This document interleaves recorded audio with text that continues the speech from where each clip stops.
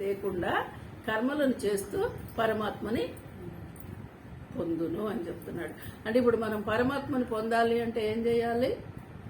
నిస్వార్థంగా, స్వార్థరహితంగా, ఆసక్తి అంటే దేని మీద మమకారాలు లేకుండా నీ డ్యూటీ నువ్వు చేయవలసింది. ఇక డ్యూటీని మాత్రం మానే అవకాశము లేదు, చేయాలి.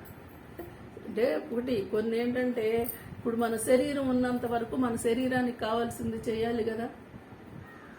నాకేదో ఆత్మజ్ఞానం అర్థమైంది, నేను కదలకుండా కూర్చుంటాను, ఈ దేహానికి ఏం పెట్టను అంటే దేహం ఒప్పుకోదు. దానికి కావాల్సినవి సమకూర్చాల్సిందే. మరి వాటి కోసమైనా నువ్వు కర్మ చేస్తున్నావు కదా.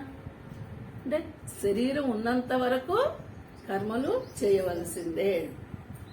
అంటే అది శరీర ధర్మం కూడా మనం పాటించాలి. అది ఇక్కడ ఏంటి, స్వార్థపూరితమైనటువంటి కర్మలు కాదు, ఇంద్రియ భోగాలు కాదు. చూడండి, మరి ఇంద్రియ భోగాలు అంటే ఇప్పుడు మరి వాటిలన్నింటినీ మనం దాటి వస్తేనే కదా ఈ స్థితికి వస్తాము. ఇలా తెలుసుకొని నీ కర్మని నువ్వు చేయాల్సిందే అని చెప్తున్నాడు. తర్వాత శ్లోకం అనుకున్నాం. కర్మణ్యైవ హి సంసిద్ధిం ఆస్థితా జనకాదయః లోక సంగ్రహమేవాపి సంపశ్యన్ కర్తుమర్హసి. ఇంకా నెక్స్ట్ ఏం చెప్తున్నారో చూద్దాం. కర్మణ ఏవ హి